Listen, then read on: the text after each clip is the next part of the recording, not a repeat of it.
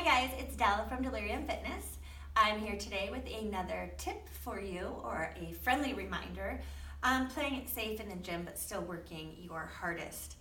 I think most trainers like to push their clients to get the biggest weights that they can based on the exercise that they're doing, and I think sometimes the clients don't know which ones to pick. So we're just going to go over a brief overview of when you're going to want a heavy weight and when you're going to want a little bit of a lighter weight. And it's always going to be dependent upon other factors as well. But the first thing to remember is the distance of your lever. Now what that means is where the weight is in accordance or in relation to where the joint that's working is. So for instance, here's my weight.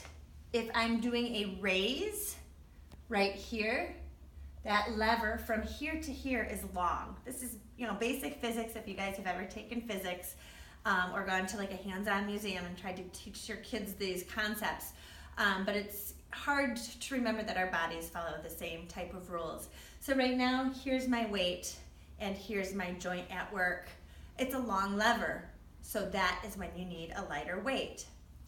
Now, always remember, as with other videos that I've talked about, that as you come down from any motion, you want to fight gravity and make sure you're working your hardest on the way down as well. If you want a video on that, you can check out my video on concentric versus eccentric movements on the YouTube video page.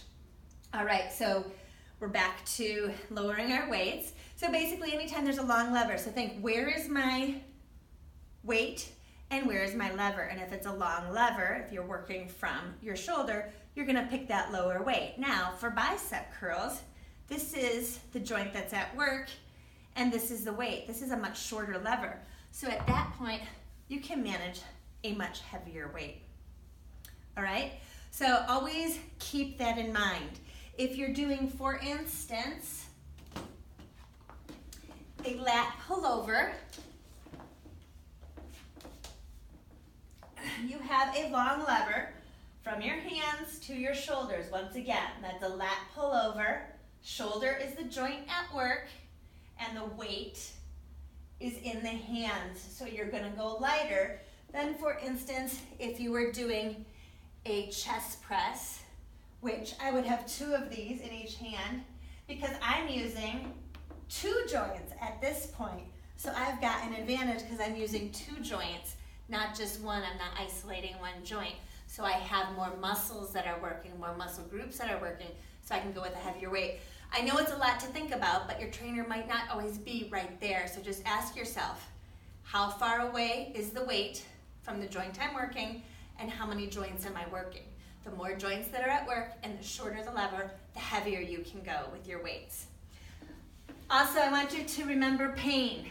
Anytime you experience pain during your workout, first thing to do is try a lower weight. Just see how that feels. If there's still pain, make sure you flag your trainer down and ask them if you can get a modification for that exercise that still works the same muscle groups. Any good trainer should be able to do that for you. Last thing to consider is the duration of the set. Very important. If you have a 1 minute exercise, you're gonna go heavier than if you have a 30-second exercise.